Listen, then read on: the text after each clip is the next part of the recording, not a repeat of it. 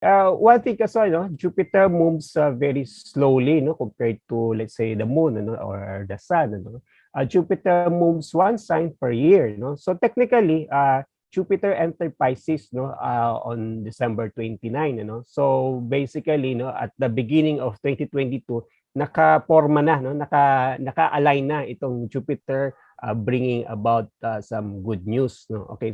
So so we follow, the movement of Jupiter, to track, the cycle of luck, expansion, Pero of course, as with everything, there is something good, there is something bad, Ang kailangan lang natin ngayon is to temper na this over optimism ng Jupiter with something more practical, tested, manageable, measurable, itong mga to, So we still have to live, within certain boundaries, but then comparatively speaking, there will be an improvement in 2022.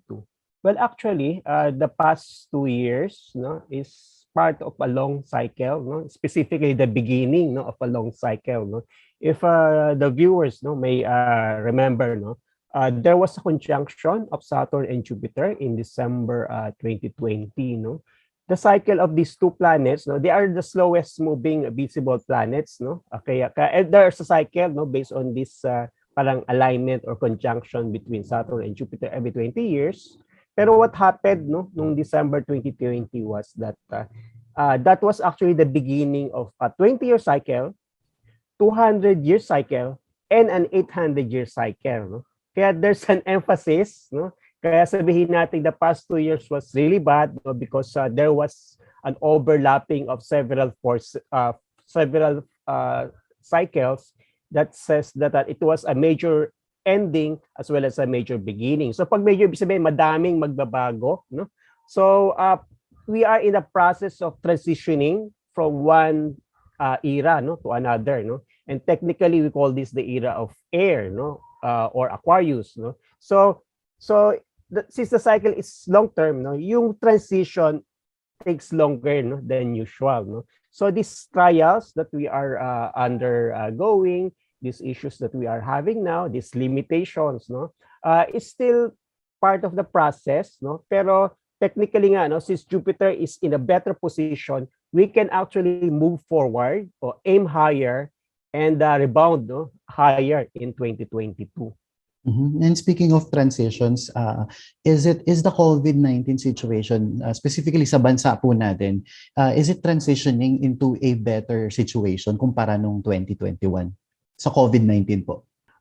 Okay, speaking of the COVID, what we have forecasted actually that there will be a surge, in the since at the end of December until the middle of January. So I'm advising everyone to still be very careful, limit contact with other people, stay home as much as possible. Okay, but again, since the planet of luck is getting better, we can see a decrease, in the generally for the entire year. Of course, there can still be some problematic months. For example, around April, and as I mentioned earlier, January is a critical period. But the general trend is that it's getting to be more manageable.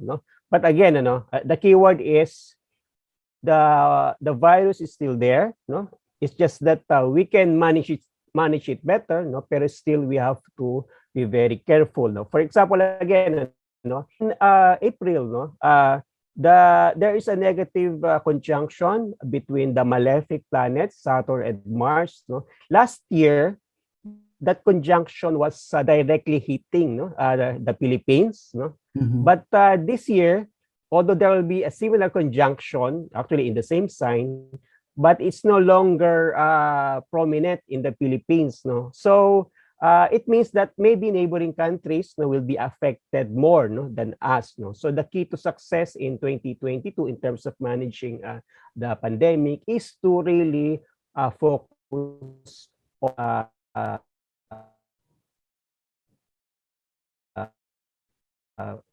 close for protecting our borders will that come. And that the same advice applies to us on an individual level. So still we have to protect our homes, our body. We still have to follow the basic health protocols. Well, hanggang ngayon po, during 2021, ang dami pong businesses na nalugi, may iba nagsara ng tuluyan, yung iba nagsisimula, they're thriving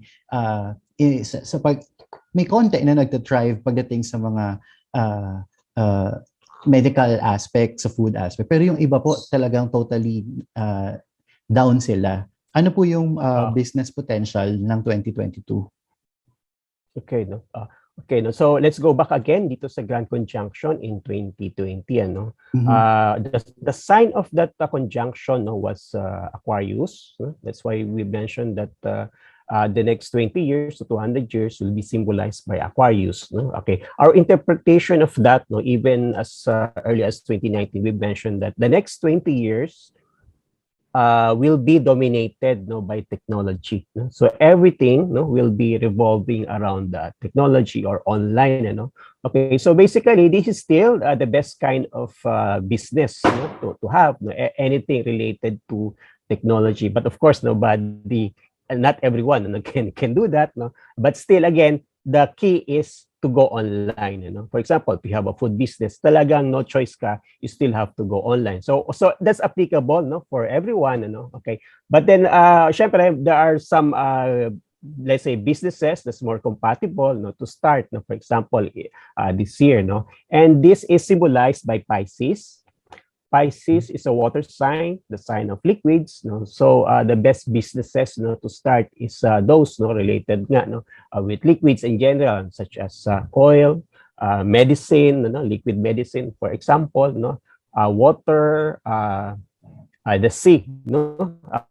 Meth is another thing that we have to address, no. So for example, no, provided that traveling is permitted, no. So let's say starting a business related to let's say spending time with the sea, mental health, no, physical health, no, being with nature, no. This is one of the good businesses to have, as well as the arts, no, films, music, photography, or what have you, no. 2022 is going to be a very creative year, no. So I'm calling all the artists, no, to bring out, no, your best, no, and also to bring it out, no, into the marketplace, no, on the internet, no. Maybe the potential, for example, of these NFTs, non-fungible tokens, no, will be fully recognized this year 2022. Bitcoin or cryptocurrencies, no, in general, no, will be the dominant currency in the future, no. We are still at the early stage of its adoption, no, but I think, no, 2024 onwards, no, it will be really, no, a major force, no, to contend with, no. So to those who are investing, no, I think long term, no, if you will go long term, it's advisable, no, to invest in Bitcoin or whatever altcoins, no, that you prefer, no.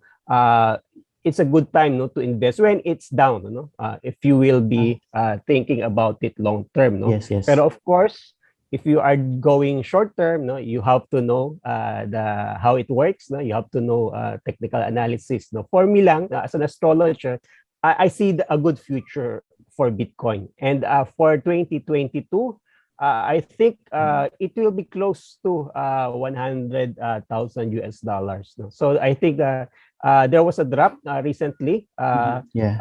Maybe, no, the early part of January is a good time to buy, and then to wait for at least there can still be an increase, no, about 30 to 40%. This is only applicable if you have a certain amount of money allotted, no, to that, no. So because we are still in a beginning stage, no, of course the danger of fluctuations in prices, no, is still there. So you have to let's say set aside money for that if you want to invest, no. But if your life depends on it, don't invest. So because 2022 nga is time for rebounding, or starting all over again, this is very much applicable, no, if your signs or prominent planets are in the signs of Pisces and Aries. Sagittarius, as well as Cancer. No? These are the 4 signs, no, that are lucky in 2022. No? This is applicable if you look at your sun sign, your moon sign, and the ascendant sign. No? But not everybody knows their ascendant sign. In case you want to find out, no, what your ascendant sign is, you can have it checked on my website, filipinoastrologer.com. No? Okay. So basically, it means that if your ascendant sign is in Aries and Pisces, no, this year is a year of beginnings for you. No? If Leo naman, you will have more opportunities, no, to expand, no, your let's say your reach. No?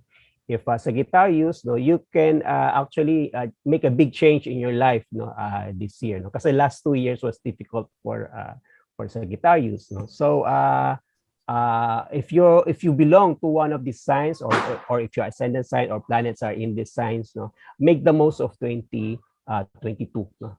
Make a big leap, no, and move forward, invest, or make a gamble in terms of starting something new.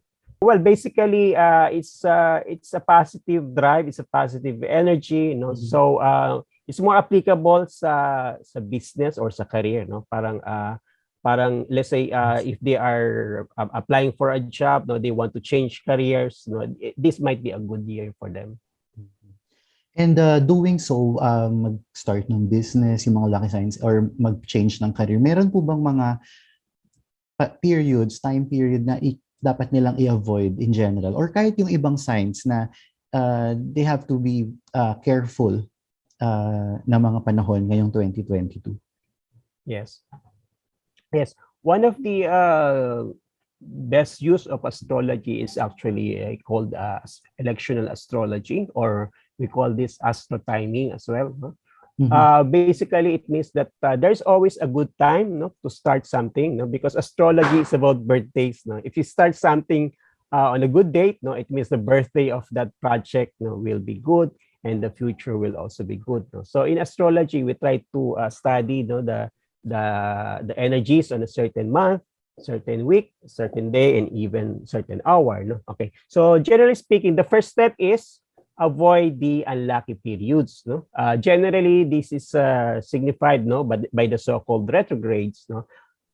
In the year 2022, we have several retrogrades in January. No? So for example, January is not one of the best. It's the worst month, no, to start, no, something big, no, such as a business, getting married, no, or what. No? Okay, so basically February is much better. No? There are certain retrograde periods we have to avoid. No? So for example, okay, no, let me enumerate. No, Yeah, sure, the first retrograde period the first retrograde period, no, of Mercury is from January 14 until February 4. The next is May 10 to June 3. And then September 10 to October 2. No? When Mercury is retrograde, there can be lots of problems, misunderstanding, etc. So any contract, any launching is not advisable, no, during this period. No?